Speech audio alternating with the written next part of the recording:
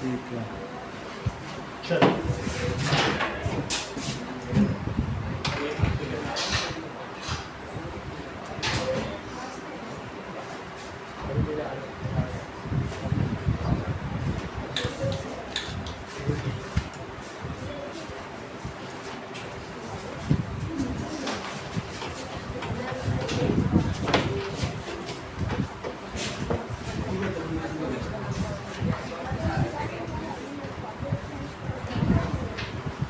What is the mean by power of accommodation of I?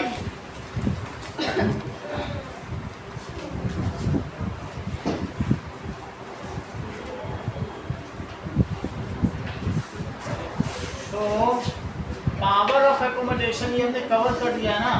That is ability of I to see the far object as well as the near object is called accommodation. ठीक है. It can adjust the power of crystalline lens for doing so and focus the object of farther object as well as the nearer object at retina only. चाहे दूर की चीज़ हो चाहे पास की चीज़ हो उसकी फाइनल इमेज कहाँ बनाई जाती है? हमेशा रेटिना पे ही बनेगी कि नहीं?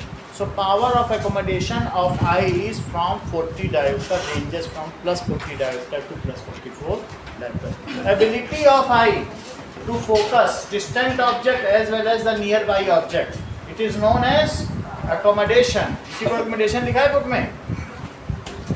Eye forms the image of farther object as well as the nearer object at retina. बात करूँ बेटा तो नहीं हो पाएगा, दो लोगों की आवाज़ नहीं चल पाएगी क्लास में, छोटा रूम है. So it is farther और nearer object को दोनों को रेटिना पे बनाती है. So power of accommodation ranges from infinity to जो भी है it is ये 40 diopter to 44 diopter. अब मुझे बताइए कि अगर कोई स्टार देख रहे हो, अरविंद अभी आप बात कर रहे थे इसलिए पूछ रहा हूँ, स्टार देख रहे थे तो उसके लिए वी की क्या वैल्यू है? और अगर मान लीजिए अपनी ही आंखों से और एक बुक पढ़ रहे हो तो उसके लिए वी की क्या वैल्यू है? आप बोलो, आप बोलो. ये ज़्यादा अच्छा करेंगे. ये दोनों ही केस में कितना क्लियर कर दिया. नहीं तो बच्चे इसमें कितना डाउट करते हैं. और देखो अर्चिता ने सबके लिए क्लियर कर दिया. बोल नहीं कि अगर आप स्टार देखोगे तो उसके लिए भी वी की वैल्यू प्लस 2.5 सेंटीमीटर है. बुक पढ़ो. बहुत बड़ी बात बोली है कि अगर आप कुछ भी कर रहे हो, स्टार देखो, ट्रक देखो, कार देखो, किताब पढ़ो, हर एक के लिए भी इन्होंने क्लियर कर लिया कि नहीं. So for wherever may be the object, we हमारी आंखों का हमेशा क्या है? प्लस 2.5. जब हमने 40 डायोप्टर या फिर हमने 44 डायोप्टर का कैलकुलेशन किया होगा तो किया होगा कि नहीं? अब आपने देखा कि बात करने का नतीजा वो क्या कह रहा है? कह रहा है यहाँ पे भी है, यहाँ रेटिना बता रहा है -25 पे रेटिना कह रहा भी यहाँ पे. हाँ 2.3 तो ये बोल दो, जैसा ये बोले वो बोल दो. आप इन्हीं पे बात कर लेना आपस में, आगे की बात देखें. सही है. तो -25 तो नहीं हो सकता ना कि आँख के सामने रेटिना है तुम्हारे, दिख तो नहीं रहा. अब जरा देखिए सेकंड क्वेश्चन.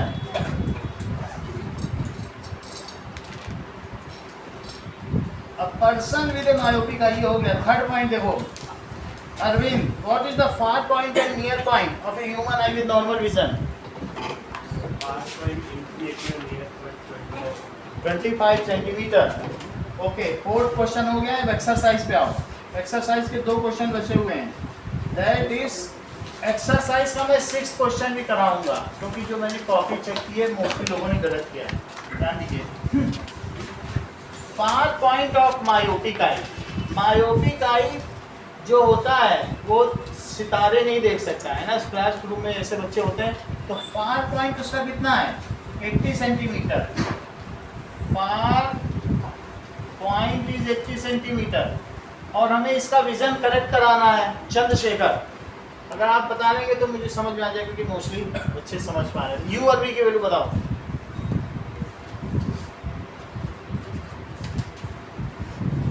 ओके त्रिशु बोलो यू क्या होगा? मायोपिक आई है उसका फार पॉइंट 80 सेंटीमीटर. बहुत अच्छा। इसका मतलब है वो दूर की चीज नहीं देख पा रहा। Myopic eye can not minus infinity और बी क्या है सर -80 क्योंकि बी हमेशा 5 पॉइंट के बराबर होगा, तो उसको दूर का ज्यादा नहीं दिखाई पड़ रहा है, वो यहीं का देख पा रहा है। और हमें myopic eye can not see up to infinity बता ही रहा है कि 80 सेंटीमीटर देख पाता है, तो उसको तुम्हें क्या दिखाना है, स्टार्स दिखाने कि नहीं, तो स्टार से रे आनी चाहिए और पहुंचनी कहाँ चाहिए, उसके 5 पॉइंट पे। सही है, तो इस तरीके से v is equal to -80 centimetre 1/b - 1/u it is equal to 1/f 1/-80 और -1/-infinity that is 1/f 1/-80 plus 1/infinity it is 1/f 1/-80 plus 0 it is 1/f। तो 1/-80 it is equal to 1/f, तो f कितना हो जाएगा -80 centimetre. ठीक है, that person needs a concave lens, यहाँ भी कंप्यूट कर सकते हो, नहीं तो पावर से भी कर सकते हो।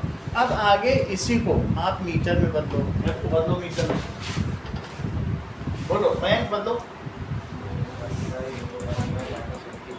1/, क्या कर रहे हो फोकल लेंथ को मीटर बदलो -0.8 मीटर हो गया।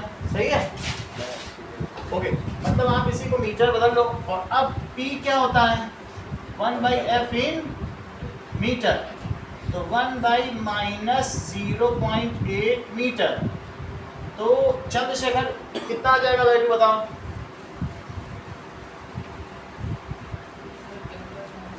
कितना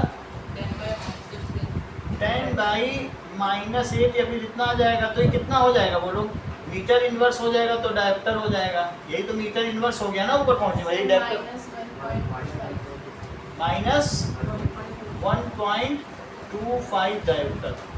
so the person needs a concave lens of power.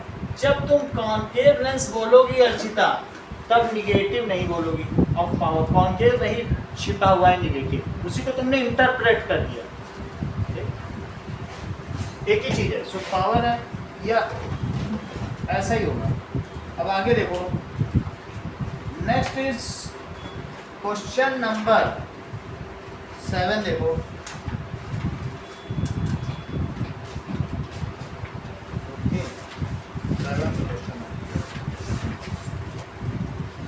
बाकी मैं देख लेता हूँ, मेरे हिसाब से अगर कॉनकेव बोलना चाहेगा, लिखा हुआ है तो दोनों लिखना पड़ेगा।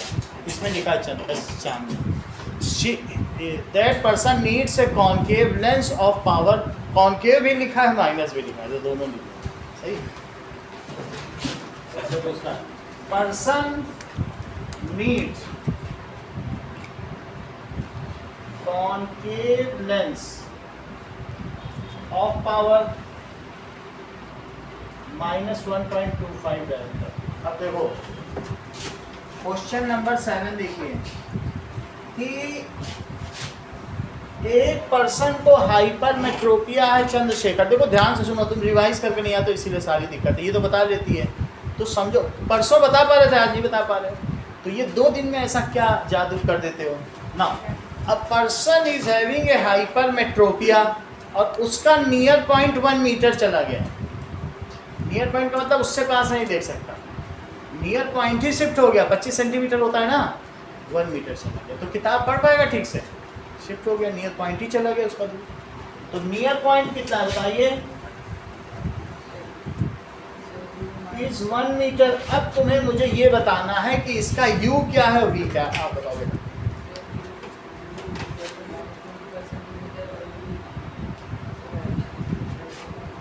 बोलो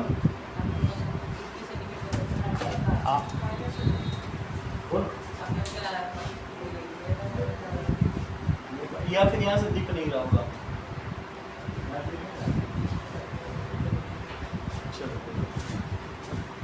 तो u, राशि बोलिए u क्या है। तुम हमेशा सही बताते, तुम्हारी सच्चाई है तुम्हारी बात। बोल बेटा, सच्चे इंसान हमेशा सबको अच्छे लगते हैं। और सुजैन, इसका v क्या है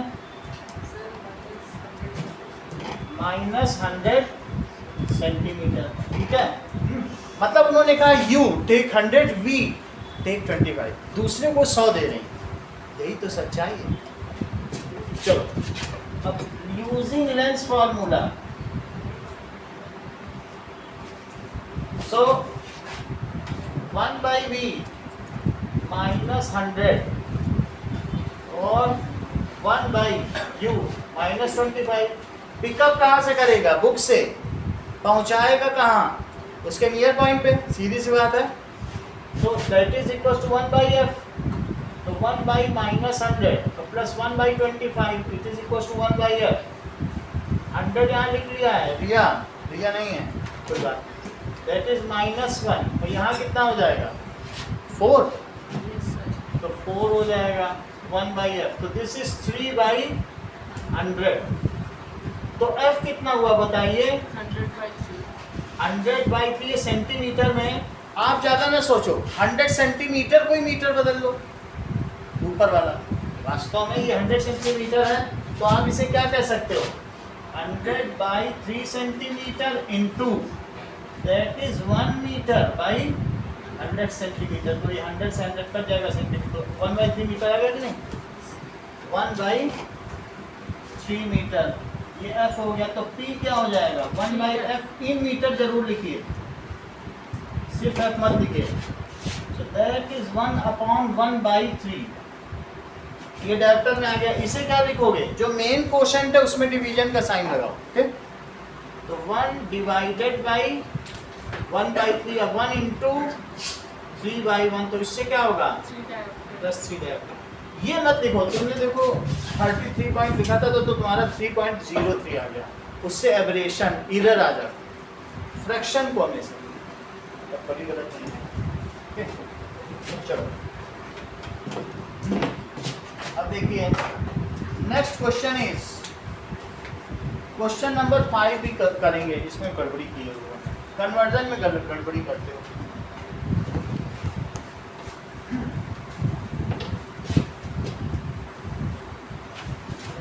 दो चीजें हैं, उसका person needs a power. Distant vision के लिए वो क्या करता है? डिस्टेंट विजन और नियर विजन।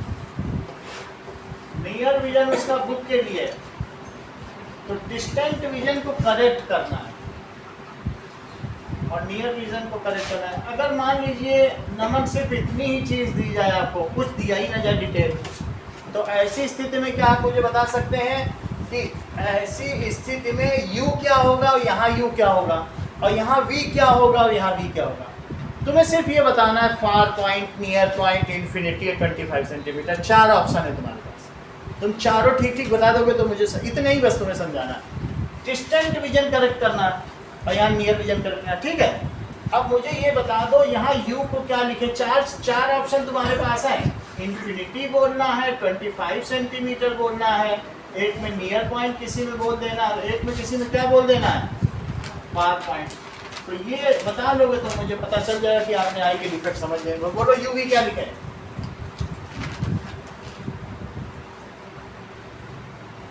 अर्चिता बताओ। सर u होगा माइनस इन्फिनिटी, हाँ, और v होगा फार पॉइंट। फार पॉइंट, ठीक है। यहाँ u क्या होगा? Sir minus 25 -20। v क्या होगा? Near point. अब इतना आप अगर कर लें तो आपको पता चल जाए, ये इसका टेम्पलेट है, इसे नोट कर लो। तुम्हारा 4 नंबर का क्वेश्चन आता है हमेशा से। सब चीज़ें सेट है, तुमको कुछ सोचना ही नहीं है। समझ आ गई कि नहीं सवाल करने? However this is not the case over here. ये तो मैंने तुमको समझाया है। क्वेश्चन में पावर दी और फोकल लेंथ निकालनी, ओके। ये तो सेट है ना हमेशा। देखो फार पॉइंट के लिए इन्फिनिटी रखो और नियर पॉइंट के लिए 25, कभी गलत होगा ही नहीं। और v की वैल्यू हमेशा जो उसके फार पॉइंट और नियर पॉइंट है वो रखो। u फिक्स है, सही है। चलो पावर हमें दी है और फोकल लेंथ निकालनी है। फोकल लेंथ क्या होती है? 1/p। पावर कितना दिया है? -5.5 डायोप्टर। नियर पॉइंट करेक्ट करना हो तो कौन सा लेंस चाहिए, फार पॉइंट करेक्ट करना हो तो कौन सा लेंस चाहिए?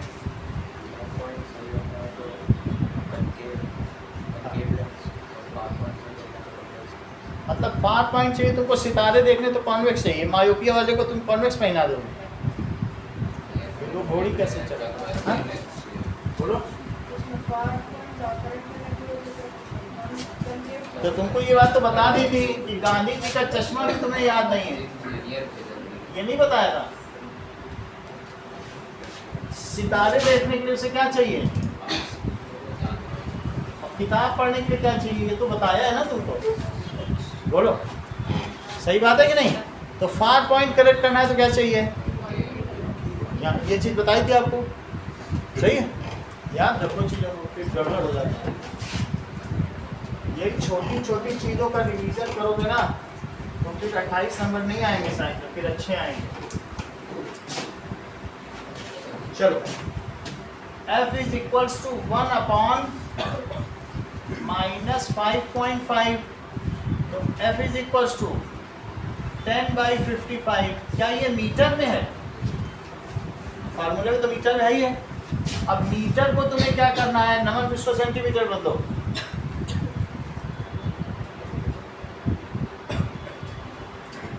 आज पार्टिसिपेट नहीं कर रहे हो कन्वर्सेशन, बोलो उत्तर सेंटीमीटर। हाँ, 10 × 100, 1 मीटर में कितने सेंटीमीटर? ये 1 मीटर है, मीटर की जगह 100 सेंटीमीटर लिख दो, और अपॉन 55, तो दैट कम्स एज 5 से कट जाएगा 20, तो 200/11, तो कितना आ जाएगा? -18.18 बार, दोनों पे बार रहेगा, और इतने सेंटीमीटर। अब दूसरा देखिए, इसमें कितना दिया है?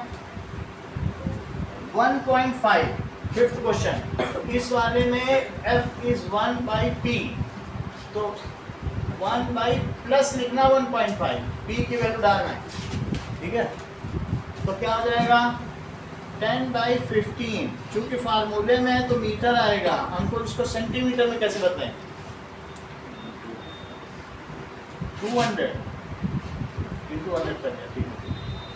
और बाई 15, 20 और ये 3, तो 200/3, प्लस का साइन लगा दीजिए। और अब during interconversion of unit, the units are to be mentioned at both the places, तो ये सेंटीमीटर में आ गया। तो हाँ बोलो, चंद्रशेखर कितना आएगा? यू आर इक्विवोकेटिंग विद उत्कर्ष, वो गलत बोलेगा तो तुम भी गलत बोलोगे। ये चीज हमने देखी है, और वो तुम्ही को गलत करने के लिए बोल रहा है कि देखें चंद्रशेखर को मजा चखाते हैं, वो हमेशा यही कर रहा है। ये तुम्हारा गलत करवा था, आशीष शर्मा का, 2 ही लोगों का गलत करवा रहा सारा काम। इस चीज को अमर्श कहते हैं, दूसरे का बुरा करने में ज्यादा खुशी मिलती है।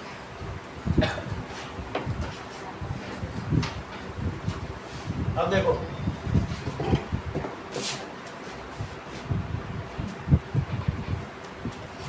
Now question number 8, Divya answer दीजिए।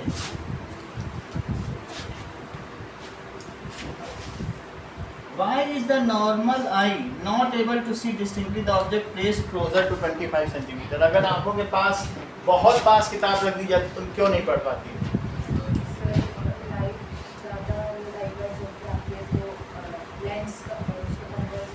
करेक्ट, इस चीज को हम लोग लिखें।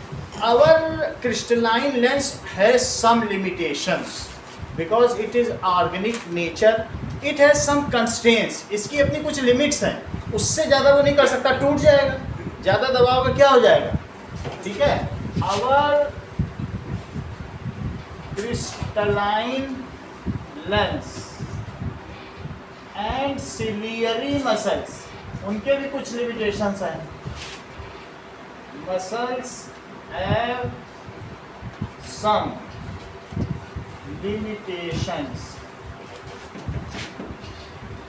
so it can compress.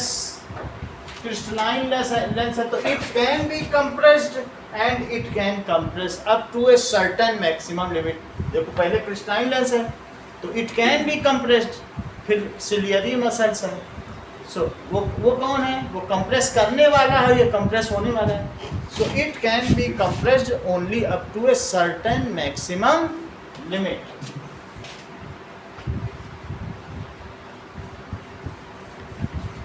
Up to a certain maximum limit. So we cannot, इस वजह से we cannot read या see before 25 centimeter. ऐसा लिखा है क्या? Sir, इसमें see clearly. We cannot see clearly at less than 25 centimeter. Tashi, what happens to the image distance if we increase the object from height? अगर सुनो, इस pen को मैं तुम्हारी आंखों से दूर लेते चले जाऊं तो जो इमेज डिस्टेंस है वो बढ़ती जाएगी या घटती जाएगी? घट सकती है ना दिशिता, बोलो. वही यही पहले आते ही हमने बता दिया. दैट मीन्स वी तो फिक्स है. वी क्या है? हमेशा उसको तो यहीं बने रहना है, यहीं पे तो इमेज बनेगी. चाहे तुम कही लो आई में, ये थोड़ी कि रेटिना के पीछे चली जाएगी या आगे चली जाएगी. तो डिफेक्टिव आई में होता है. हम लोग चाहे यहाँ से देखें चाहे सितारे देखते चले जाएं, सब कुछ तो आंखों में ही दिखाई देता है. तो image distance never changes on, ठीक है. Changing the distance of object also the image distance never change. देखो, irrespective of distance of object, distance of object within the range, देख लो, विदिन द प्रिस्क्राइब्ड रेंज. क्या तुम अर्चिता ये समझती हो कि अगर इसको देखा जाए तो इसकी इमेज हमारे रेटिना के पीछे बनेगी? हाँ बनेगी, तभी तो ये ब्लर है, इसीलिए ब्लर है. जो विदिन द प्रिस्क्राइब्ड रेंज होगा तब तक वो रेटिना में देगा. बहुत पास कर लोगे तो फिर वो उठा तो रहा है लेकिन पीछे तक ले जा पा रहा है, उसको मोड़ ही नहीं पा रहा है. यहाँ से उठाएगा मोड़ लेगा क्या? तो ऐसी स्थिति में फिर वो बनाएगा पीछे. लेकिन विदिन द प्रिस्क्राइब्ड रेंज, जो हमारी रेंज होती है ना आंखों की, या within the accommodation the image distance, ये लिखना जरूरी है. ऐसे सिंपली लिख दोगे तो बात नहीं बनेगी, है ना. ब्लर क्यों है? क्योंकि बना ही नहीं पा रहा है कि नहीं. तो क्या लिखोगे? irrespective of distance of object within the accommodation of eye, the image distance never changes. ठीक है.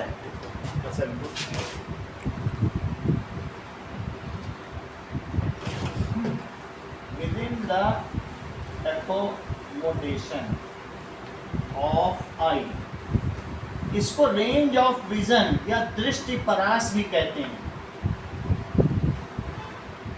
रेंज ऑफ विजन तुम्हारा कहाँ कहाँ है? या दृष्टि परास. परास तो किसी चीज की रेंज को ही कहते हैं ना. तो image distance does not change. इस चीज को ताशी ने क्लियर भी कर दिया है. Does not change.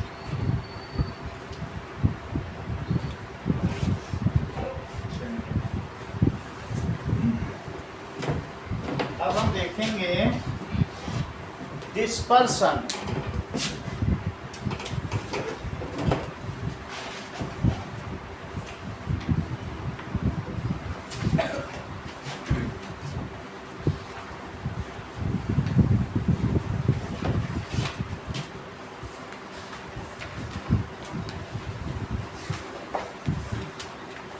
ओके,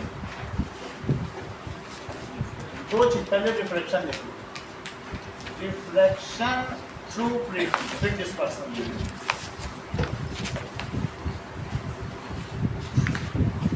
तो prism is a geometrical transparent, ठीक है. इट इज ऑब्जेक्ट, ज्योमेट्रिकल भी है और इस तरीके से, जिसमें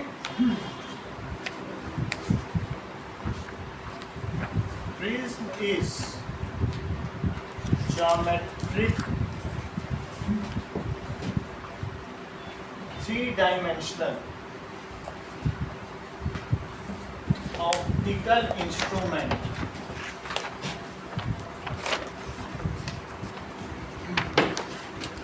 which can reflect the light up to maximum extent.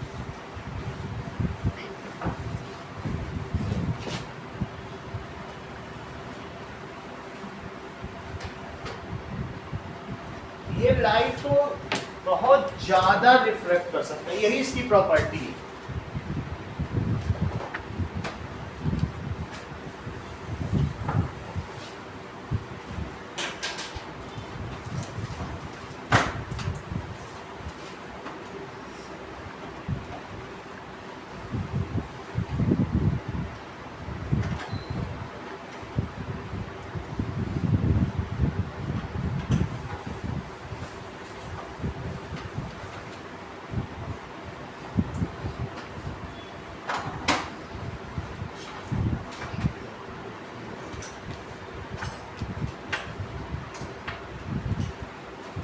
यही देखो,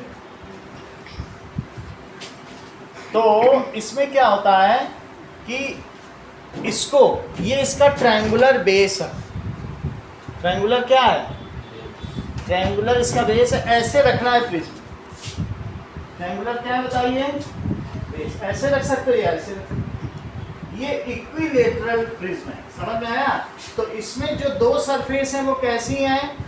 That is two equilateral triangular bases, है कि नहीं? अच्छा, लाइट यहाँ से पड़ेगी और ये रेक्टेंगुलर है क्या? 3 रेक्टेंगुलर रिफ्लेक्टिंग सरफेसेस। 3 कैसी है बताओ? रेक्टेंगुलर, ये रिफ्लेक्टिंग है, इसी में लाइट जाएगी, इसी में से लाइट निकलेगी। और ये क्या है इसका? ये बेस है। ऐसे रख दिया तो ये क्या हो गया?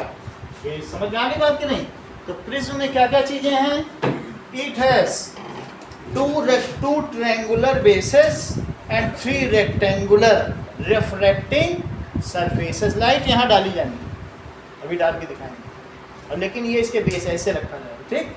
ऐसे नहीं रखना है इसको, ऐसे रखना, ठीक है? ठीक है। तो प्रिज्म में क्या है? प्रिज्म एस चंद्रशेखर, इसमें कितनी सरफेसेज हैं? सही तो बताते नहीं, तुमसे ही पूछने में गलत होता है और किसी से नहीं। हाँ बोलो उत्तर। 5 है। Prism has 5 surfaces,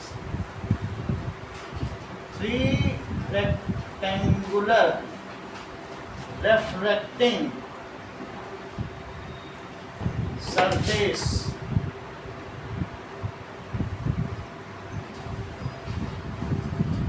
and 2 triangular bases और 3 rectangular reflecting surfaces। ठीक है, अब जरा देखें कि ये किस तरीके से लाइट को रिफ्लेक्ट करता है। तो सबसे पहले इससे रिफ्लेक्शन देखेंगे।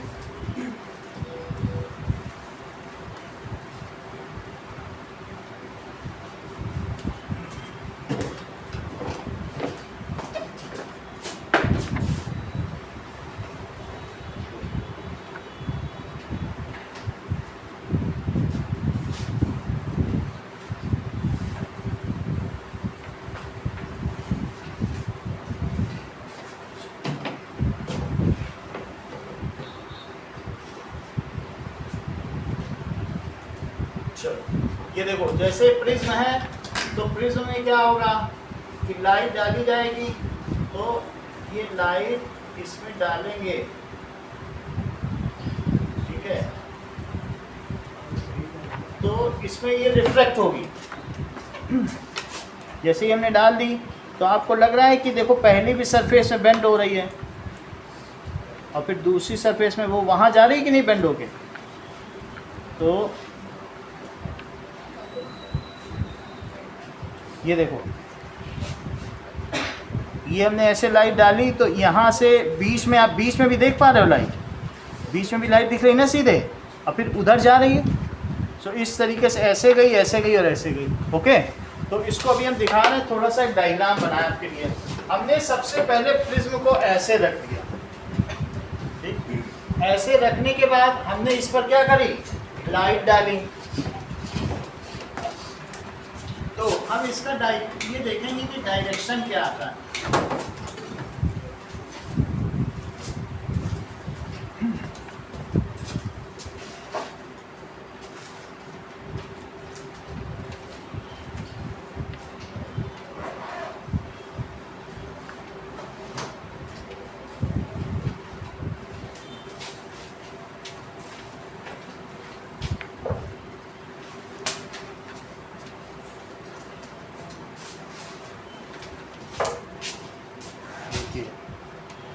तो बेस पे रख दिया एंड नाउ वी विल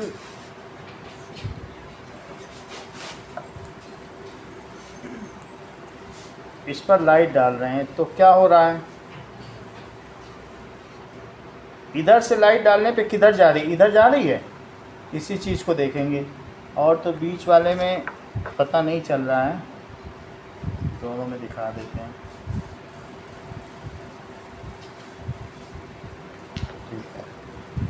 ये देखो,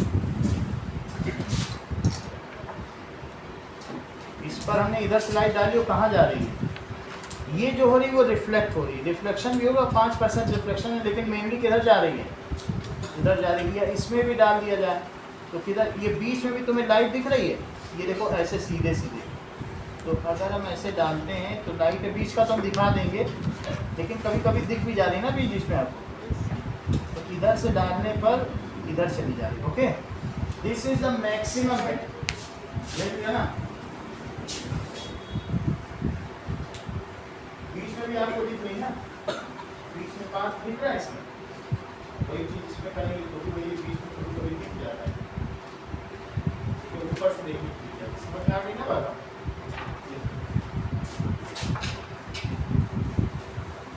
यहाँ से हमने लाइट डाली तो कहाँ जा रही है, इधर से डालेंगे तो उधर जा रही है, या इसमें भी डालेंगे तो यहाँ जा रही है, ठीक है कि नहीं।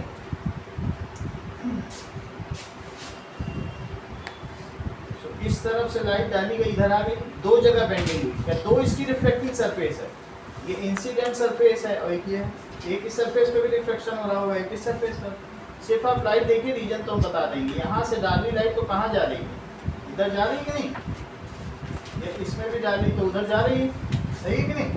ओके,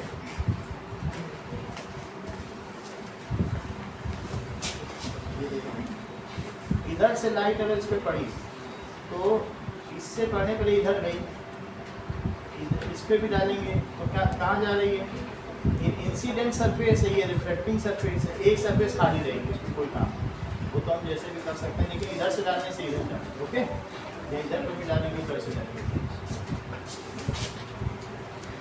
ये इसमें हम सिर्फ रिफ्लेक्शन कर रहे हैं, इसमें मोनोक्रोमेटिक लाइट डालना है, एक कलर, एक वेवलेंथ। अगर मैं इसमें वाइट लाइट डालता तो इसमें पूरा एक स्पेक्ट्रम बन जाता। वाइट लाइट डालने पे क्या होता, 7 कलर्स आते हैं। मैं वाइट नहीं डाल रहा हूँ, मैं इसमें मोनोक्रोमेटिक एक ही वेवलेंथ की ग्रीन कलर डाल रहा हूँ। तो पहले हम रिफ्लेक्शन सीख रहे हैं, एक ही कलर है तो क्या इसमें कई कलर निकले, नहीं निकलेंगे ना। वाइट होता तो क्या इसमें 7 कलर्स निकलते हैं, लेकिन मैंने एक डाला, सिर्फ अभी हम रिफ्लेक्शन देखेंगे कितना बेंड कर रहा है, मैक्सिमम बेंडिंग कर रहा है कि नहीं। तो हम इसकी अभी पहले प्रिज्म में देखेंगे। It is the optical instrument which can maximum bend the light. यहाँ से जाने की जगह ये इधर कर दिया तो ये मैक्सिमम बेंडिंग है, समझ आ रही बात नहीं। तो अब बेस हमने देखा, मैंने ट्रायंगुलर ही रखा है बेस में, बोलो बात समझा गई। 5 सरफेस में काउंट कर लो, ठीक। नाउ अब देखो हम इसमें क्या करेंगे, बेस जैसे रखा है ऐसा ही बेस हम बनाएंगे। तो समझो ऐसा हमने बेस रख लिया और उस पर बनाना, रिफ्लेक्शन सीख रहे हैं तो ऐसे रख के यहाँ से लाइट डाल देंगे, इधर से उधर चली जाएगी। तो बेस को रखेंगे, देखिए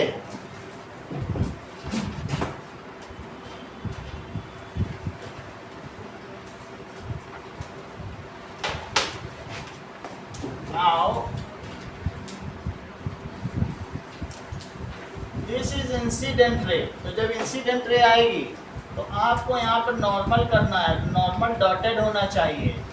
रे जब डेंसर मीडियम में जाती है तो अपने पाथ में न जा करके क्या नॉर्मल की ओर मुड़ जाएगी, तो यहाँ ना जाके क्या दब जाएगी, नॉर्मल की मुड़ेगी कि नहीं, तो it will now bend towards normal, ऐसे चली जाएगी। और अब फिर से एक नॉर्मल डालो, ये नॉर्मल डाल दिया, ये परपेंडिकुलर। तो ऐसे में क्या होगा, जब ये रेयरर मीडियम में, ऑप्टिकली रेयरर मीडियम में निकली तो नॉर्मल की ओर मुड़ेगी कि नॉर्मल से दूर भागेगी, तो दूर भागेगी, ये दूर भागे। देखो जाना इसको कहाँ चाहिए था, यहाँ, लेकिन ये गई कहाँ, यहाँ गई। इसकी इंसिडेंट रे कौन सी है, इंसिडेंट रे ये कौन सी है, इमरजेंट रे। जब उसी मीडियम में आ जाए तो उसे क्या कहते हैं, इमरजेंट रे। तो इस चीज को अगर मैं आगे बढ़ा दूं तो ये क्या कहलाएगी, एक्सटेंडेड इंसिडेंट रे। और इसको पीछे रिट्रेस करो तो रिट्रेस्ड इमरजेंट रे क्या, और इन दोनों के बीच जो एंगल बनेगा उसे क्या कहेंगे, बोलो, angle of deviation. Angle of deviation को इस डी से डिनोट करो, अगली क्लास में स्मॉल डेल्टा से करेंगे, अभी डी से करो, ठीक है। चलो अब जरा देखो, ये जो है अर्चिता, इसे क्या कहते हो, Angle of prism. This is angle of prism. हमारे केस के लिए जो हमारे पास है इक्विलेटरल प्रिज्म, तो उसका एंगल ऑफ प्रिज्म कितना है यहाँ पे, 60 डिग्री एंगल ऑफ प्रिज्म। अब जरा देखो, एंगल ऑफ प्रिज्म को अर्चिता डिफाइन करो। Sir, Angle of prism,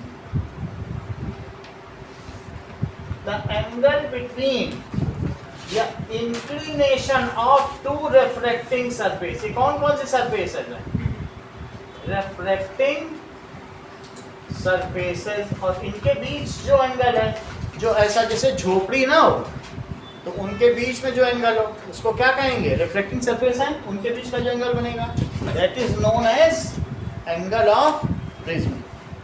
so angle between two reflecting surfaces is called angle of prism।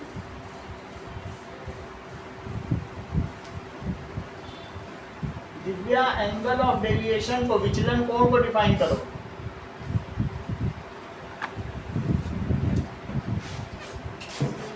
ये एंगल ऑफ डेविएशन समझ में आ गया। देखो रे आई, यहाँ आई, यहाँ आने के बाद जाना ऐसे चाहिए, वहाँ नहीं गई, पहले दबी, फिर बाद में फिर हमने ऐसे बनाया तो फिर खुली, तो ये तो दूर हट गई ना।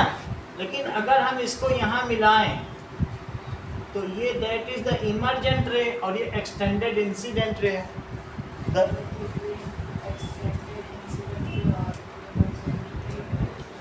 मतलब उसको रिट्रेस, पीछे ट्रेस कर देना, ये इमरजेंट रे भी बोल सकते हो। तो angle between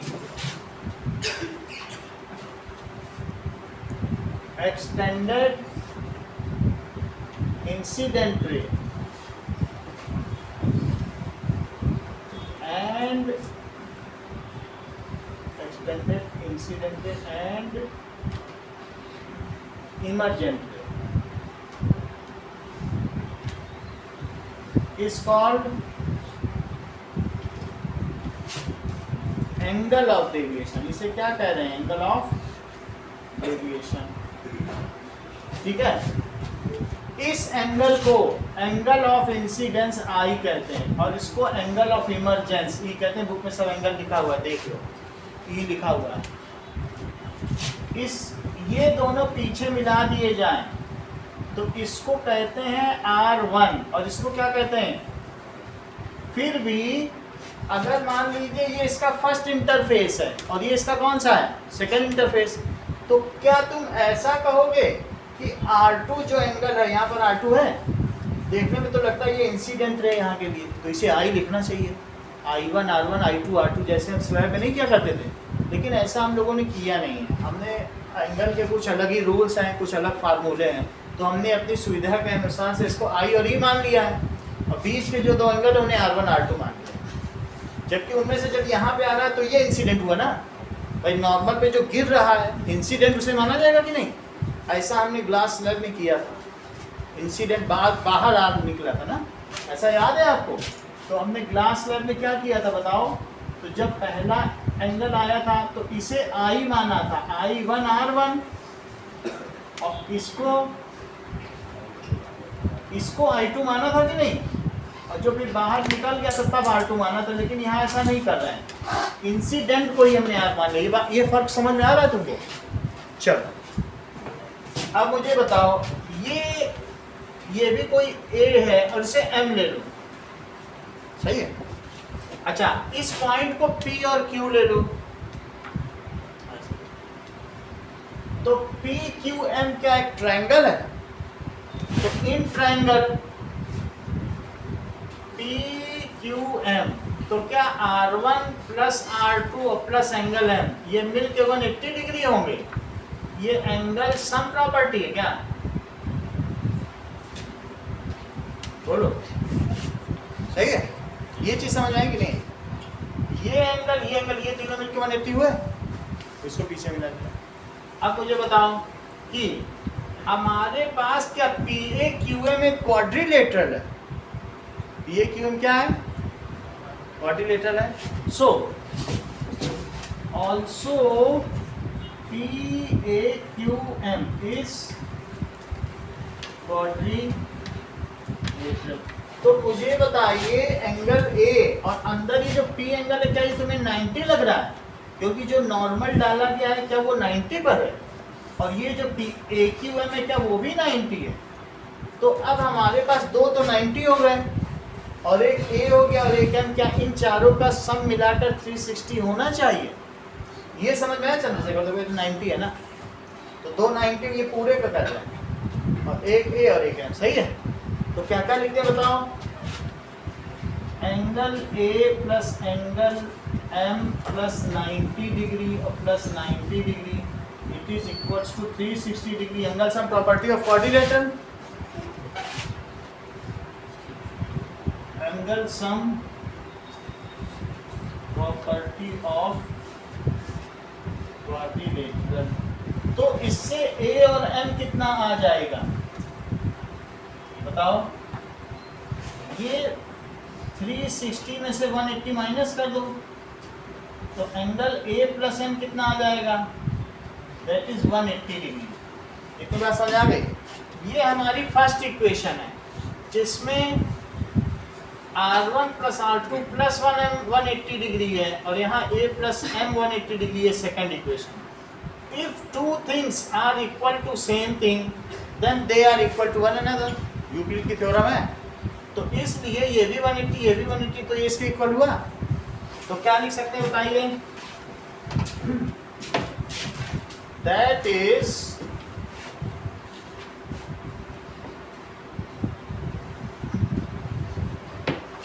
angle A plus angle M it is equal to R1 plus R2 plus angle M। Angle M cut गया, तो एंगल A किसके इक्वल हो गया? R1 प्लस R2 के।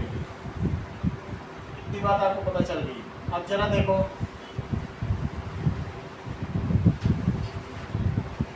कि अगर मैं आपसे कहूं तो इस चीज को और थोड़ा सा बड़ा करके देखिए, कि यहां से जो रे जा रही है ये एंगल ऑफ डेविएशन है, तो एक ऐसे चली गई और फिर उसके बाद ऐसे चली गई। यहाँ पर भी हमने नॉर्मल ड्रॉ कर लिया था और यहाँ पर भी कर लिया, 90 पे नॉर्मल ड्रॉ करना है। अच्छा, अब इसे जब मैंने पीछे मिलाया तो यहाँ पर एंगल ऑफ डेविएशन आ गया, ये है एंगल ऑफ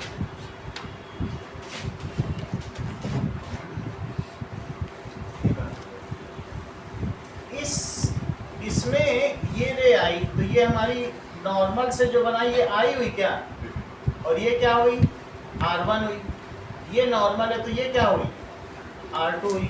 और दिस इज ये ई हो गई, सही है, ई एंगल ऑफ इमरजेंसी। अब यहाँ पर देखिए कि ये तुम्हें जो एंगल डी दिख रहा है यही तो डी है, या इसी को डी हम बोलना है, इसको डी बोलना है। तो तुमको कहीं ऐसा तो नहीं लग रहा है कि ये जो डी आपने बना दिया है यही तो है डी? देखो इस छोटे फिगर को यहाँ दिखाना है, तो तुमको ये डी एक्सटीरियर एंगल किसके किसके सम के इक्वल, इनके और इनके। तो ये जो एक्सटीरियर एंगल है इसके और इसके सम के इक्वल है। क्या दिव्या तुम ये बता पाओगी ये एंगल कितना है?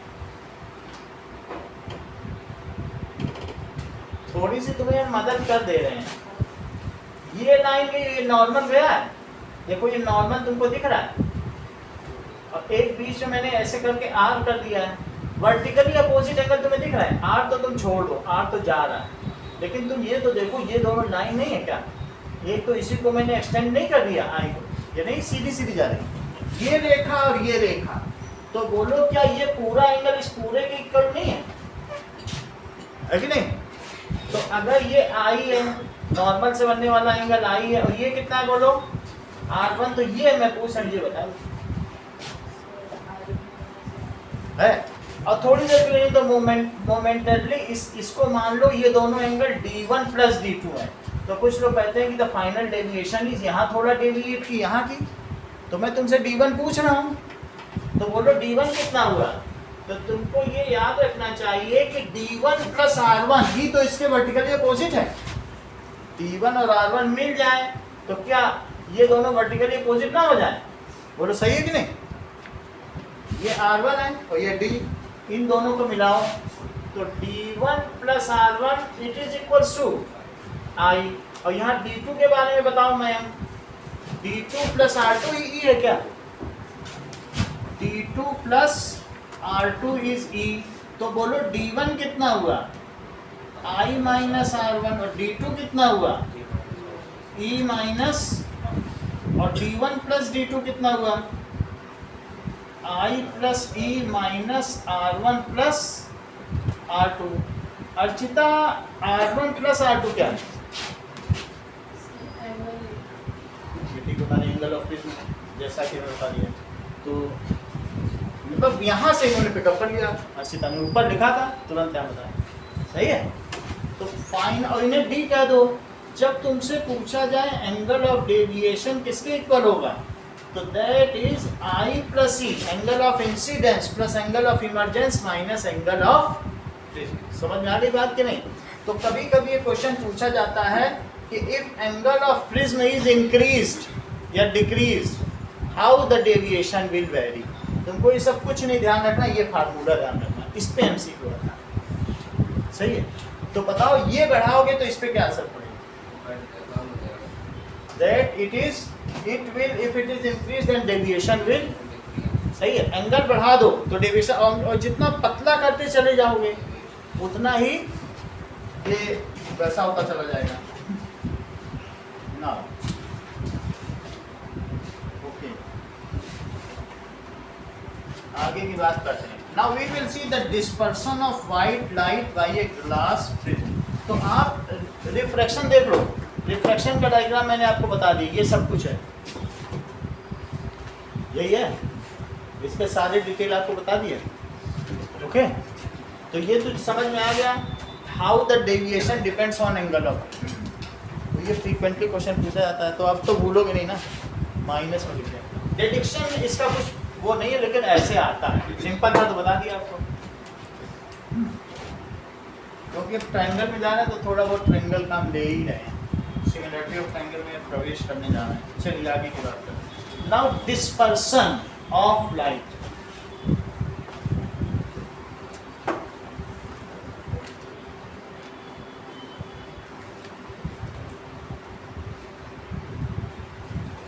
इस चीज को देखो,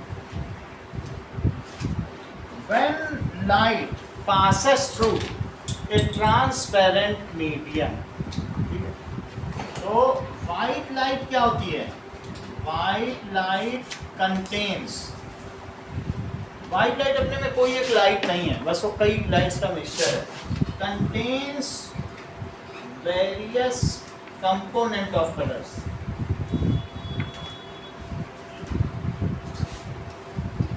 ठीक है. When white light passes through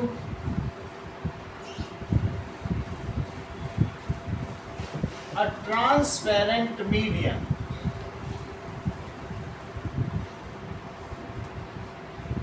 transparent medium से चले, मीडियम देन, और कैसे चले, पासेस, एंटर्स ऑब्लिकली, कैसे एंटर करे, जाओ पानी पियो, पीना है क्या पानी, पी गया.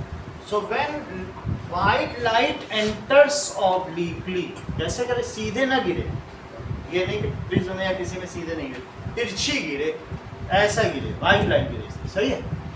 When white light passes through a transparent medium, then it splits up into its component colors.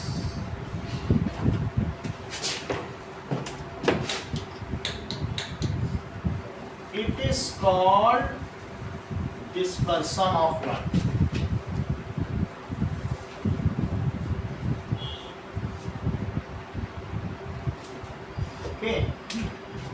जब व्हाइट लाइट प्रिज्म से जाएगी या किसी भी ट्रांसपेरेंट मीडियम, तो उसका डिस्पर्सन होगा ही.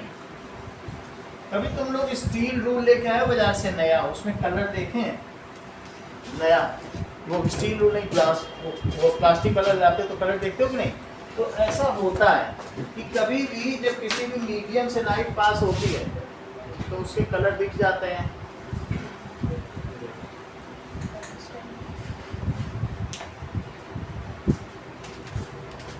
ये भी एक प्रिज्म ही है. तो प्रिज्म है, अगर इसको लाइट के सामने रखें तो आपको इसके कुछ कलर दिखाई पड़ रहे हैं. देखो इसको किसी उसमें रखेंगे तो दिखाई पड़ जाएगा, देखने से पता चलेगा. इसको इसमें कर नहीं पा रहा, थोड़ा थोड़ा कर रहा है, फिर भी ऐसे तो आपको दिखाई पड़ जा रहे होंगे ना इसके कई रंग. ठीक है. This is different components of colour. वो चीज़ हम और भी आगे देखेंगे ना.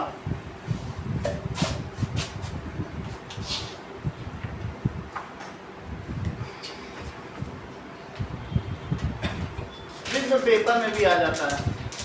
जैसे ये पेपर है, इसमें भी आपको लग रहा है कि कई कलर हैं, डिफरेंट कंपोनेंट्स है, लग रहा है ना लाइट में. ठीक है. चलो. So dispersion of light, when white light, ये क्यों होता है, इन सब चीजों को हम देखें. तो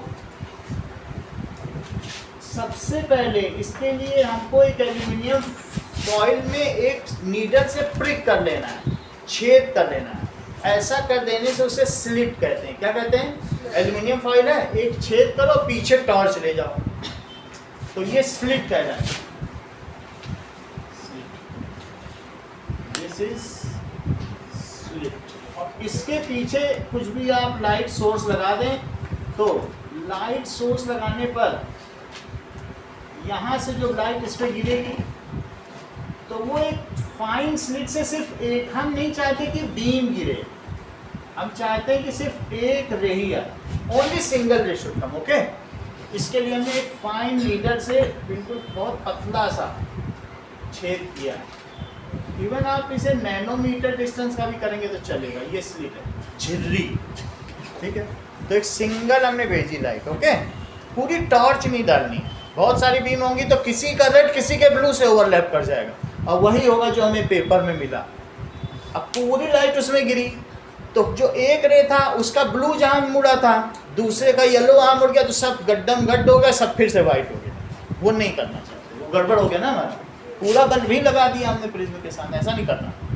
एक पतला सा फाइन स्लिट. समझ में आ गई बात? अब देखो, इसके बाद यहाँ से जो बहुत सारे लोग हैं, बहुत सारे कंपोनेंट ऑफ कलर्स हैं. जैसे ये देखो कि सबसे ज़्यादा एनर्जी किसमें होगी, तो सबसे ज़्यादा एनर्जी में बहुत सारे कंपोनेंट, 7 कंपोनेंट्स हैं. तो सबसे ज़्यादा कंपोनेंट एनर्जी किसका होगी, ये देखो ये। वैसे तो सबकी फ्रीक्वेंसी होती है 10 to the power 15, 10 to the power 15 times per second ये वाइब्रेट करते हैं। कितनी ज़्यादा, कम नहीं है। कितना इनका वाइब्रेशन है, 10 टू द पावर। लेकिन फिर भी इसकी सबसे ज़्यादा फ्रीक्वेंसी है। अगर रस्सी को तुम हिलाओ और बहुत तेज़ी से हिलाओ तो क्या उसमें रिपल्स बहुत जल्दी जल्दी बनेंगे और बहुत क्लोज भी बनेंगे, और धीरे धीरे हिलाओ तो उतने नहीं। मैं करके दिखा दूंगा आपको, दोनों तरीके से कर दूंगा। तो रस्सी भी हमारे पास। अब जरा देखो, मान लीजिए ये तो वॉयलेट है और ये ऐसा है। Next is VIBGYOR. तो अब क्या आएगा बताइए, अब इंडिगो आ जाएगा। इंडिगो आ गया, ब्लू आएगा, DIB। तो ब्लू ले लो, ठीक है, ब्लू होगा, सब ऐसे ही है। अब ग्रीन ले लो, फिर ब्लू पहले लीजिए। ब्लू की अब और ज्यादा वेवलेंथ होगी,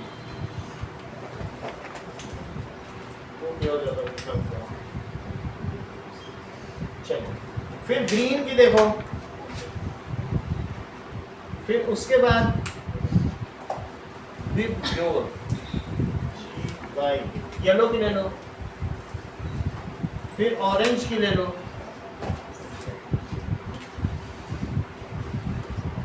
और फिर उसके बाद रेड की। तो इस तरीके से 7 कंपोनेंट्स हैं। यहां से देखने पर ये देखो, अगर वैक्यूम में दिव्या तुम पहले मुझे ये बताओ सबसे ज्यादा फ्रीक्वेंसी किसकी है, वॉयलेट की। क्योंकि जितनी ज्यादा अगर ऑसिलेशंस है लाइट के उतनी ज्यादा एनर्जी। तो एनर्जी सबसे ज्यादा किसकी हुई, that energy, highest energy is of violet. यहाँ एनर्जी सबसे ज्यादा, और सबसे कम एनर्जी किसकी है। इसीलिए जब भी हम लोग रात को सोते हैं तो लाल बल्ब जला के सोते हैं, कभी नीला बल्ब नहीं जला। सबसे कम एनर्जी, आंखों को सिलेरी मसल को आराम मिले, ऐसा करते हैं कि नहीं। और जो इससे वॉयलेट से भी ज़्यादा है, अल्टीरियर टू वॉयलेट, तो घर में आके बोलती है मम्मी हम अल्ट्रा वॉयलेट देख के आ रहे, अब मेरी आंखें खराब हो जाएंगी। या दूसरे से कहते हो ऐसा चश्मा जो तो अल्टीरियर टू वॉयलेट से हमारी आंखों को प्रोटेक्ट कर सके। अल्ट्रा वॉयलेट, वॉयलेट तो खतरनाक है ही है। वॉयलेट का हम 10% देख पाते हैं, 90% तो we are not susceptible to violet. Allowed नहीं, हमारी आंखें अगर जल जाएं। और लोग जहाँ स्पार्क होता है ना, वहाँ पर अल्टीरियर टू वॉयलेट, इससे ज़्यादा भी होता है, वो हमारे कॉर्निया को जला देगा अगर ज़्यादा देर तक। तो वॉयलेट से जो ऊपर, उसे क्या कहते हैं, अल्ट्रा वॉयलेट। वो इससे ज़्यादा एनर्जी है। देख लो, इससे भी, मैं तो तुमको सिर्फ इसकी बात कर रहा हूँ, 10 टू द पावर 15, इतने हर्ट्ज जानते हो, इस मच ऑसिलेशंस पर सेकंड ना। ये घटते घटते यहाँ तक 10 टू द पावर 14 तक पहुँच जाता है। धीरे धीरे थोड़ा थोड़ा घटता है तो कितना पहुँच जाता है, यानी सबसे जो सबसे धीमा है वो भी इतना गया गुजरा नहीं है, तब भी 10 टू द पावर 14 है। सही है कि नहीं। लेकिन धीरे धीरे करोगे तो एनर्जी कम और इसकी ज़्यादा। ये बताओ तासी, वेवलेंथ किसकी ज़्यादा लग रही है, बोलो, बताने दो।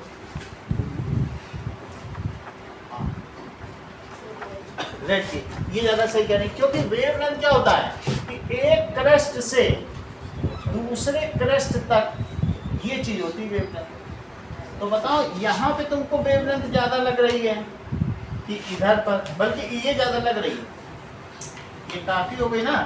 तो ये lambda of green it is more than lambda of violet, और लैम्डा ऑफ रेड ये तो और भी बड़ा होगा, बहुत ज़्यादा बड़ा हो जाएगा। तो इस तरीके से हम ये देख रहे हैं नीचे की ओर क्या बढ़ रहा है। बोलो, आगे के सब क्वेश्चन इसी पर आधारित है जो यहाँ बताने जा रहा हूँ। वेवलेंथ, फ्रीक्वेंसी सब यही आएगा। तो ये समझ लो, वेवलेंथ किसकी सबसे ज़्यादा है, तो लिखो ये वेवलेंथ। क्या अमन ये तुम समझ रहे हो कि जिसकी एनर्जी ज़्यादा है उसी की फ्रीक्वेंसी भी ज़्यादा है, वही।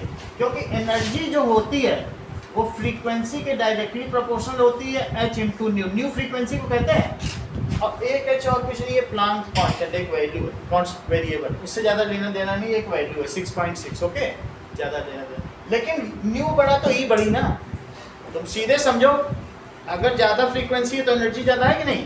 तो सबसे ज़्यादा एनर्जी किसकी, और सबसे ज़्यादा फ्रीक्वेंसी, और सबसे ज़्यादा वेवलेंथ? अच्छा बताया तुम, तीन चीज़ें। ये बताओ सबसे ज़्यादा फ्रीक्वेंसी किसकी है और सबसे ज़्यादा एनर्जी किसकी? दोनों उसी की, और सबसे ज़्यादा वेवलेंथ? सही। अब देखो, हमको अंशु प्रिया ने एक नई बात बताई जो अभी तक किसी ने नहीं बताई। इन्होंने क्या बताया वो देखो। इन्होंने बताया कि जब चार्ज पार्टिकल ऑसिलेट करते हैं ना, चार्ज पार्टिकल कहाँ ऑसिलेट करेंगे? मान लो जैसे सन के अंदर कर रहे हैं। अब सन के अंदर एक कोर भी है, ये उसका कोर है, और ये उसके ऊपर जहाँ जो हम देख पाते हैं ना वो क्रोमोस्फीयर है। ये सब क्या है? क्रोमोस्फीयर। क्रोमोस्फीयर भी 6000 केल्विन तक गर्म है, लेकिन अंदर की बात करो तो 10⁻7 केल्विन। कितना हॉट है ना? सन का कोर कितना गर्म होगा नहीं? 10⁻7 केल्विन। अब देखो, चलो यहाँ पर बहुत, ये पूरा प्लाज्मा स्टेट है सब। हाइड्रोजन छोड़ो, हाइड्रोजन में से जब उसके इलेक्ट्रॉन ही चले जाएं, जबकि सारे एटम में से उसके सारे इलेक्ट्रॉन गायब हो जाए, भाग जाए, इतनी एनर्जी हो कि भाग जाए, एक दो ना भागे, एक भागेगा तो आयन है, और सारे भाग जाए तो प्लाज्मा। फिर से समझो, सोडियम है, सोडियम में कितनी ऑर्बिट होती होगी तुम लोग बताओ जरा। सोडियम में 3, अंदर में 11 प्रोटॉन है ना, एक भागे तो सोडियम आयन है, और 11 के 11 भाग जाए, समझ आ गई? ऐसा ही सन है, सन प्लाज्मा है। सन में जितने भी एटम्स हैं उनमें इलेक्ट्रॉन नहीं है, इलेक्ट्रॉन तो सन को छोड़ के जा चुके हैं, इसीलिए सन का वही स्टेट है जो यहाँ प्लाज्मा रखा है, यहाँ प्लाज्मा रखा है। 2 प्लाज्मा बॉल है, चला के दिखा चुके हैं ना आपको कि नहीं? नहीं दिखाए तो हम दिखा देंगे, अभी बता देते हैं इसके बाद।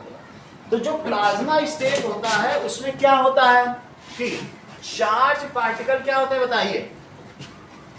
एक्सिलरेट करते हैं, और एक्सिलरेट करेंगे तो क्या होगा कि जैसे ये हो,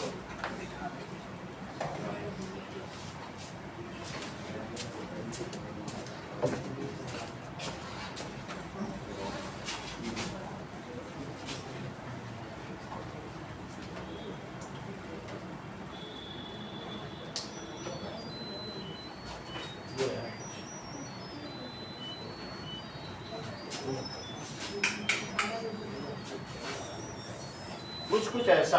तो इसमें भी ये प्लाज्मा है, जहां पर आप जाओगे डिस्चार्ज होगा, ये एक्सेस चार्ज। एक्चुअली ये क्या दे रहा है बताओ? चार्ज दे रहा है, जहां पर हम फिंगर रख देंगे वहां पे क्या हो जाएगा? डिस्चार्ज हो जाएगा। ओके, तो ये प्लाज्मा, जहां भी हम उंगली ले जाएंगे तो क्या करेगा? ये डिस्चार्ज हो रहा है कि नहीं ना? अब आगे की बात करें।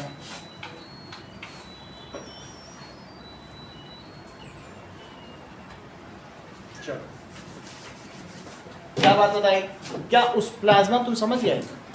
वो इतनी तेज है, कितनी तेज है अब मैं बताता हूँ। इतनी तेज है 10⁻42 वर्ड्स। कहाँ हम 11 की बात करते हैं, यहाँ समझो। ये जो फ्रीक्वेंसी है इसको कहते हैं गामा रेज। इसको क्या कहते हैं? फिर से समझो, ये जो फ्रीक्वेंसी, इतनी फ्रीक्वेंसी अगर हो तो समझो इतने पास होंगे रिपल्स कि पहला हो नहीं पाएगी, दूसरा करने लग जाओ। दूसरा जनरेट इतनी जल्दी जल्दी करोगे तो क्या होगा? बहुत पास पास नहीं होंगे, ऐसे ऐसे रस्सी करो। कभी कभी तुमने देखा नहीं को वो लड़कियां डांस करती तो रिबन ऐसे ऐसे करती हैं स्टेज पर, तो कैसे हिलता है रिबन? वही है गामा रेज होता। ऐसा नहीं होता, रिबन का खेल है सारा। तो इतने पास हो गए कि लीनियर दिख रहा है ना। ये जो गामा रेज निकली तो बोलो the rays which are originating from acceleration of charged particles are known as electromagnetic rays। उन्हें क्या कहेंगे? चार्ज पार्टिकल के एक्सिलरेशन से जो चीज, जो रे निकले उसे क्या कहेंगे? Electromagnetic rays. उनमें कौन कौन से हैं देखो? द रेज which originate, कैसे ओरिजिनेट करें? From acceleration of acceleration of charge particles are called, उनको क्या कहेंगे? इलेक्ट्रोमैग्नेटिक सर हैंडल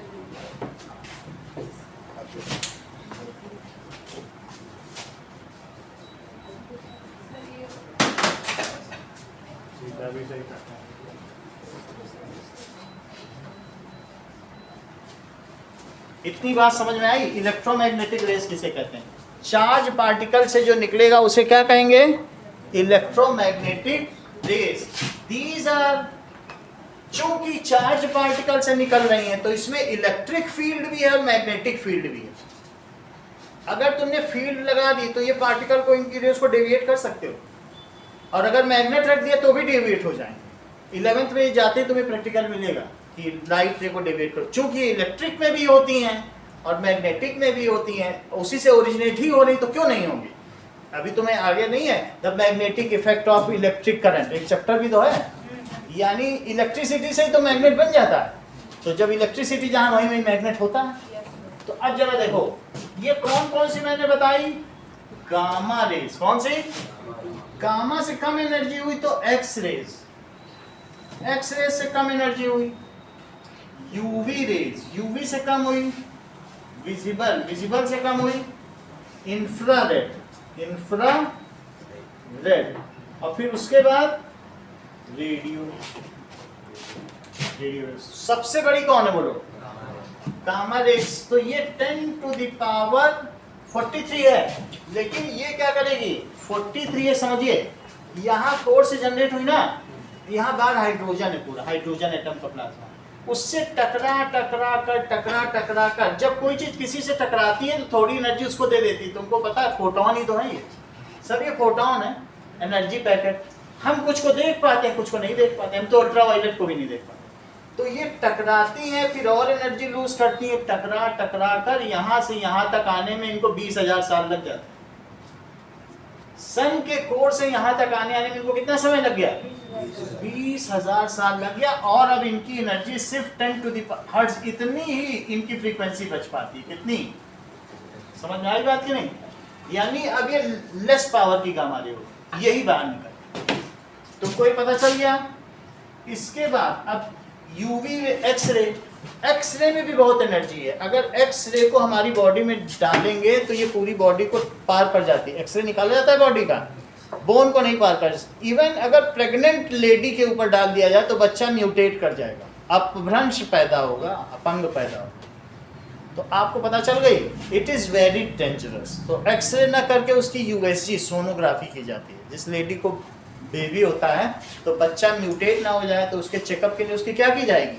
साउंड से की जाती है। तुमको मालूम है ना हाई वेलोसिटी साउंड को, तुमने साउंड चैप्टर में पढ़ा। आइए देखो, यहाँ से अब ये 10 टू द पावर 18 है, और ये कितना है बोलो? 15 से लेकर 14 तक बताया था, अभी बताया नहीं? और ये कितना हो जाएगा? 10 टू द पावर 12, और ये 10 टू द पावर 6। समझ में आ गई बात? तो इनकी फ्रीक्वेंसी घटती चली जा रही है। अच्छा, जो हमारा विजिबल रेंज है वो कहां से कहां तक है बताओ? विबग्योर,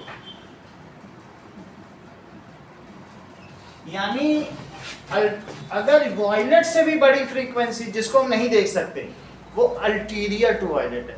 वॉयलेट से बड़ी तो वो नहीं देख पाओगी, वॉयलेट ही हम पूरा नहीं देख पाते। देख पाते हैं क्या? तो वॉयलेट से बड़ी कैसे देख पाएंगे? इवन जो हमारे ओजोन लेयर में छेद हो गया उससे अल्ट्रा वायलेट आ रही है। और वो क्या हमें स्किन कैंसर नहीं दे रही, कॉर्नियल बर्न दे रही है, स्किन कैंसर दे रही है, बेबी म्यूटेट हो जा रहा है, हमारा डीएनए चेंज हो जा रहा है। सब कुछ यही तो हुआ साइंटिस्ट के साथ। 2000 साइंटिस्ट इसमें चपेट में आ गए, जो वहाँ पर गए थे नॉर्वे में और ग्रीनलैंड में रिसर्च करने। वहाँ पर छेद हुआ पड़ा था पहले, ये 84 की बात। तो तुम्हें समझ में आ गया ना? वॉयलेट या उससे ऊपर की चीज अल्ट्रा वायलेट, जब स्पार्क होता है, वेल्डिंग होती है तो वो अल्ट्रा वायलेट निकलता है। इसलिए हम लोग कौन सा चश्मा लगाते हैं? यूवी प्रोटेक्टेड, कि अल्ट्रा वायलेट रेज हमारी आंखों में ना जा पाए। होता है कि नहीं? अच्छा देखो, ये सभी चीज पता चल गई। अच्छा, जो रेड से भी कम एनर्जी हो तो उसको क्या बोलोगे? क्या बोलो? Inferior to red. अच्छा, इसको क्या बोला था? Ulterior to violet. उसको, यानी रेड से भी गई गुजरी। इंफीरियर का क्या मतलब होता है? उससे भी कम एनर्जी।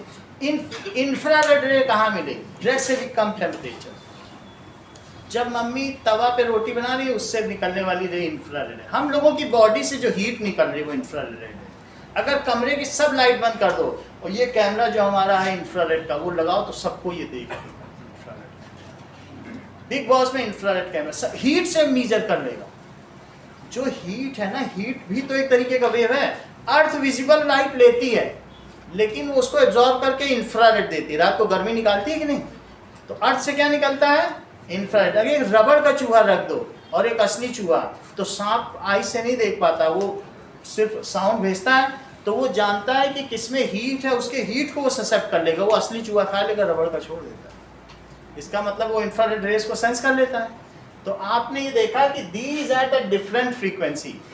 इतनी बात समझ आ गई? अब मुझे एक प्रश्न दिव्या से पूछना है, उस प्रश्न के लिए ही मैंने सारी बातें करी। मुझे ये अब तुम्हें समझ आ गया, अब तुम शायद बता पाओगे। इन सब को अगर हम एक ही पॉइंट से एक साथ छोड़ें तो कौन सी रे सबसे पहले यहां पहुंचेगी? ये उसकी तो तुम लोग सुनते नहीं, वो बता रही, वो कह रहे कि सब रे एक साथ पहुंचेंगे, अपना पहले बताने लगते हो। उसने ऐसा क्यों कहा? क्योंकि उसने 9th में एक फार्मूला पढ़ा था, V = न्यू लैम्डा। उस फार्मूले के बेसिस पे उसने सब बताया और जो अभी बताया वो भी सीखा।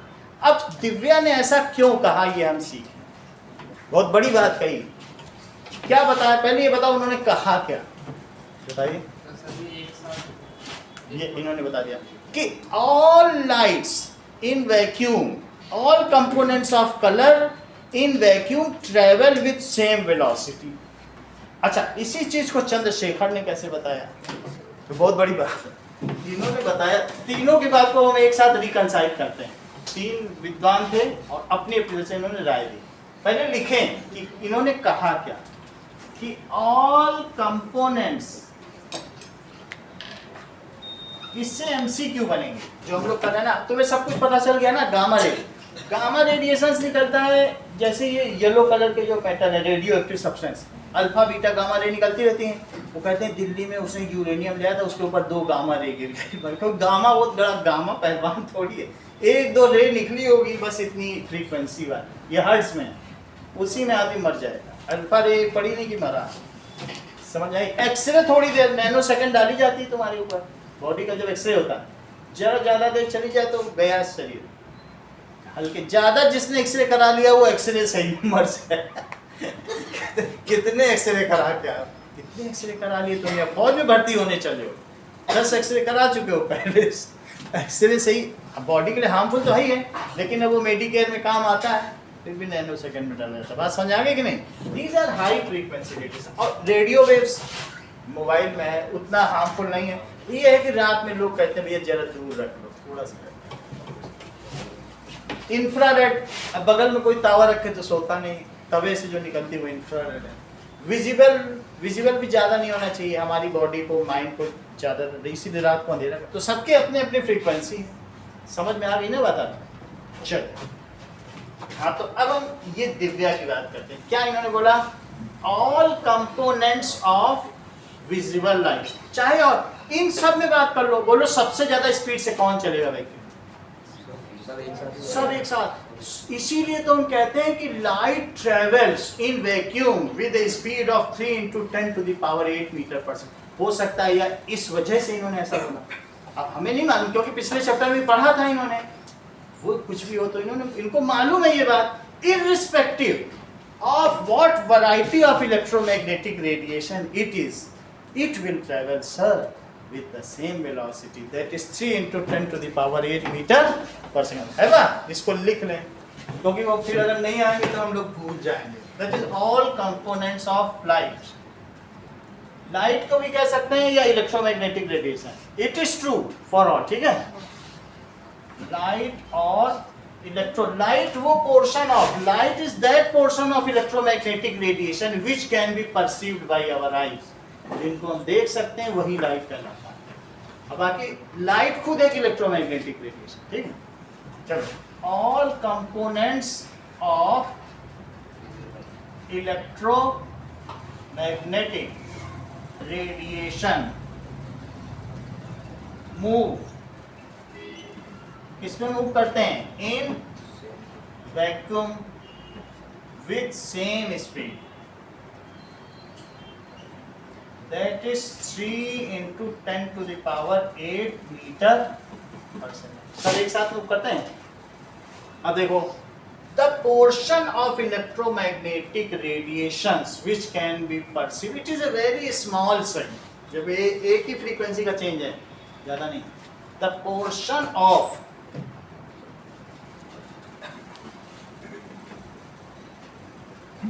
एक, मतलब ऐसा व्यक्ति था, अभी हमारे पास तो कैमरे भी ऐसे आ गए, वो इसमें 10⁻16 से 13 तक देख लेता था। वो उसको दुनिया के इतने कलर दिखाई पड़ते थे, वो कहता था तुम क्या कलर देखोगे जो हम देखें।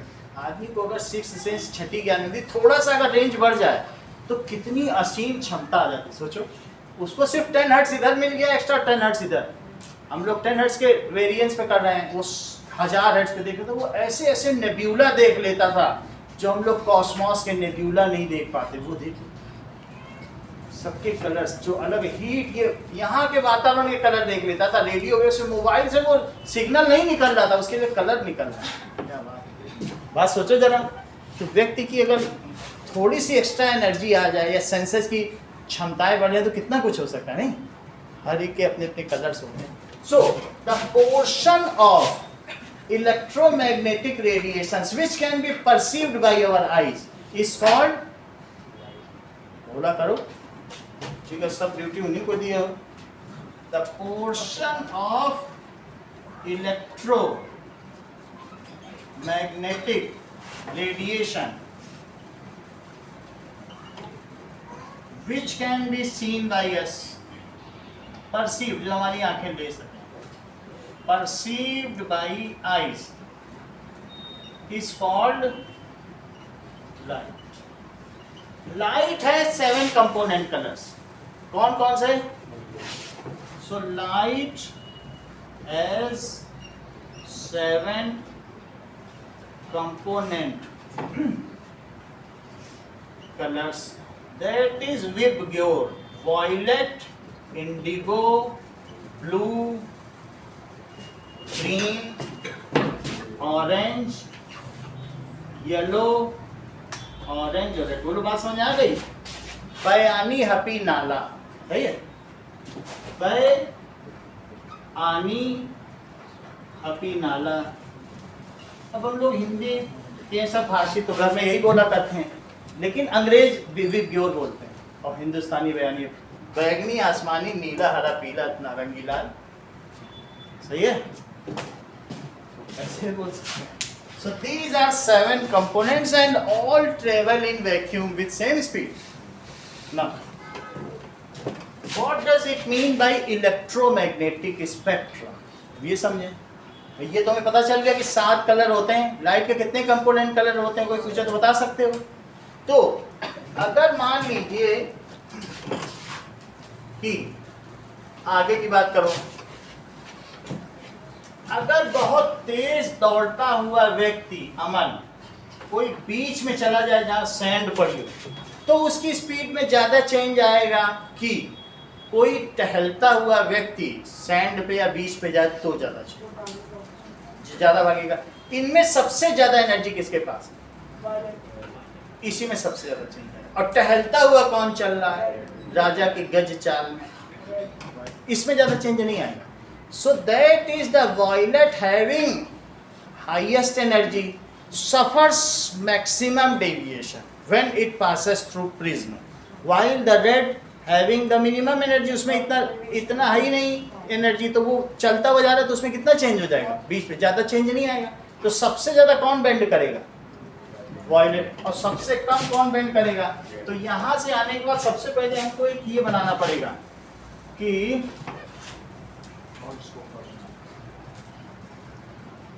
ना,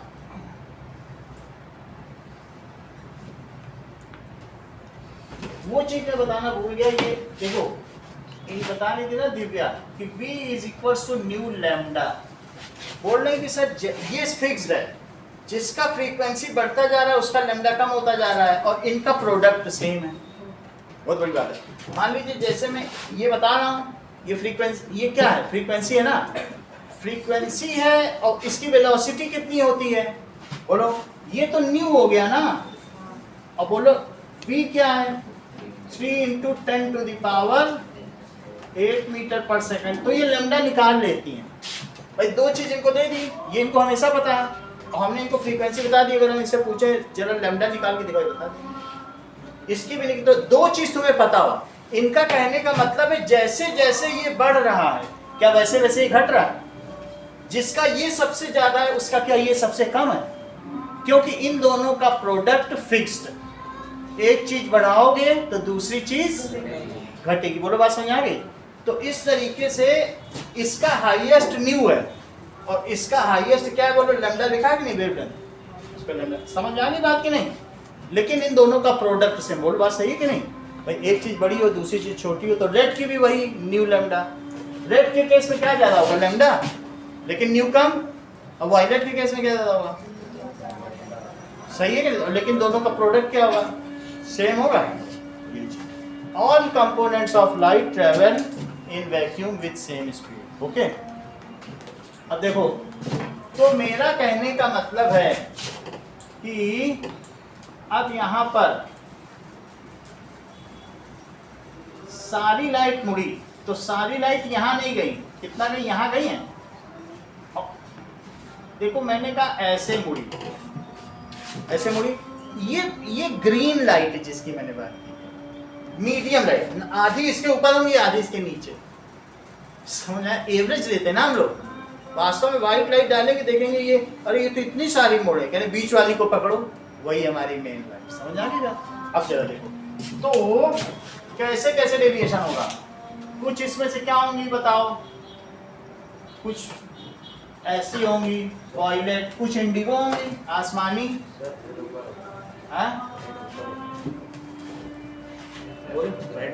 जो रेड ऊपर होना, ये तो नीचे की होंगी, क्योंकि यहाँ पे सबसे नीचे कौन सी होगी बोलो, वॉयलेट, फिर इंडिगो, सब मोस्ट बेंडिंग किसकी हो रही है, वॉयलेट की। अब ये देखो ब्लू, देन तो with pure green, yellow, orange, red, yellow, orange. कुछ चीजें आप लोगों को ध्यान देनी होंगी कि ये मैंने कहा, अब इसके आगे भी कर देंगे। तो यहां पर फिर से सारे हटेंगे क्या दूर, देखो पहले वाला फिगर होना और दूर ही तो हट रहे हैं।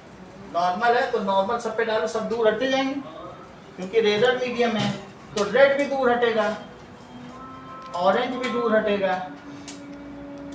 तो दूर हटने में अब इनके बीच में एक ब्रोडर आता जाएगा। जितनी दूर पे तुम पेपर रखोगे उतना अच्छा कलर, ठीक है। सो इसके बाद येलो भी दूर हटेगा, ग्रीन,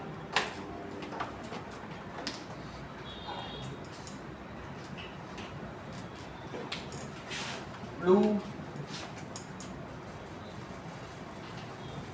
इंडिगो एंड वॉयलेट। तो यहाँ पर भी फिर इंडिगो एंड एक वॉयलेट। ये जो यहाँ पर इनको मिलेगा, that is arrangement of different components of color either in increasing order of their wavelength or increasing or decreasing order of their wavelength of frequency। कुछ भी घटा लेकिन एक पैटर्न पे हो, चाहे विप की ओर हो चाहे उल्टा चल के आओ। तो रेट्स यहाँ से पढ़ लो, यहाँ से पढ़ोगे तो विप की ओर है, लेकिन सब अरेंज तो है ना, घटते क्रम में या बढ़ते क्रम में।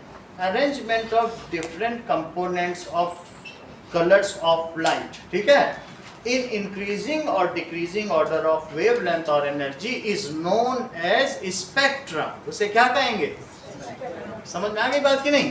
तो इस चीज को लिख लें, स्पेक्ट्रम होता क्या। Now arrangement of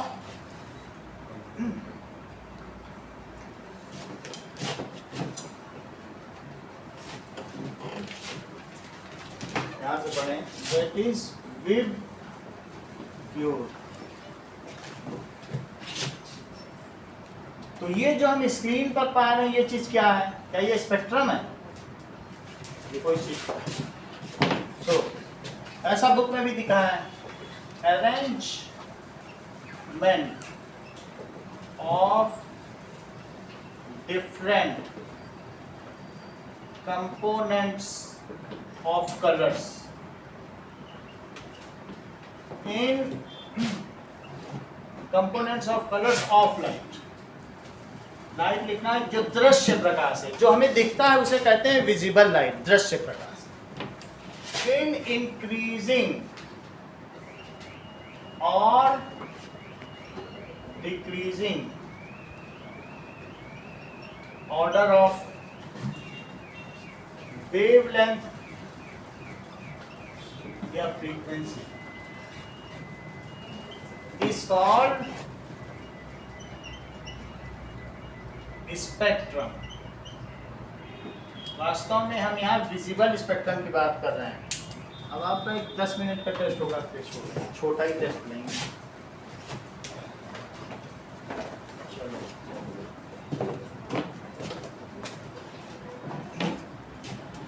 ड्रॉ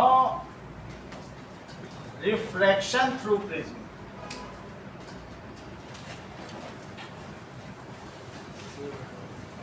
बहुत सारे लोग इसमें ये जो लाइट जा रही है इससे भी ऊपर रेड ले जाते हैं, बस वही गलत करते हैं, और इससे भी नीचे ले आते हैं।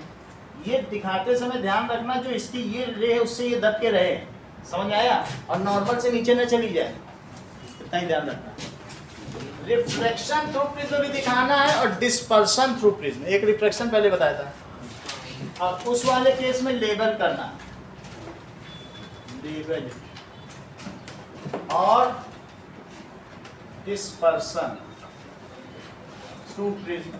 डिस्पर्शन थ्रू प्रिज्म में तो आप उसका यही लेबलिंग करेंगे, यही लेबलिंग है भाई। कलर तो होगा नहीं। ये क्या है? ये डिस्पर्शन है, ठीक है? और डिस्पर्शन हो गया और एक रिफ्लेक्शन, एक अपवर्तन है एक विवर्तन है, प्रकाश का विवर्तन, दोनों बनाओ। और दूसरी चीज डिफाइन इलेक्ट्रोमैग्नेटिक स्पेक्ट्रम।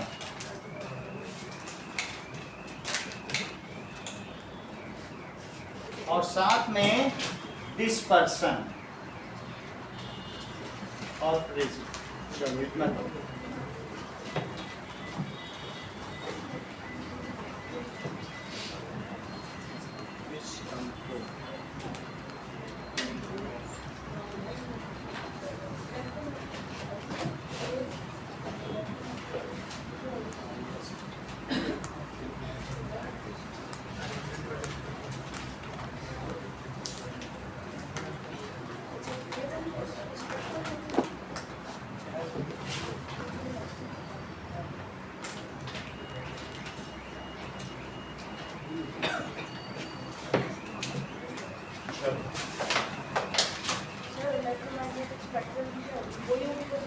इलेक्ट्रोमैग्नेटिक लिख दिया आप, इलेक्ट्रोमैग्नेटिक मत करो, लाइट स्पेक्ट्रम कर दो, विजिबल स्पेक्ट्रम। बुक में तो विजिबल होगा ना, स्पेक्ट्रम तो लिखा है कहीं, क्या लिखा है?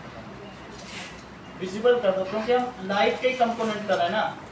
अगर पूरा गामा से लेकर सबको ले लो तब इलेक्ट्रोमैग्नेटिक, गामा से रेडियो तक ले लो तब इलेक्ट्रोमैग्नेटिक। वहां तो नहीं ले रहे हो ना, तो थोड़े से का ही ले रहे हो ना, है? यही है, इट इज कॉल्ड स्पेक्ट्रम, वही है विजिबल स्पेक्ट्रम। चलो ना,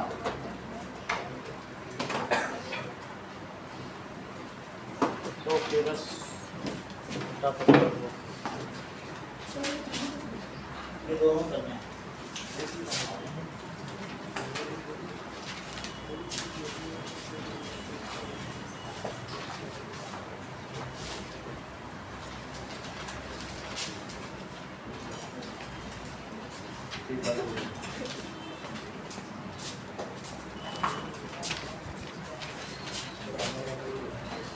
एंगल लिखा देना R1 R2 E, इमरजेंसी लिखा देना I E A,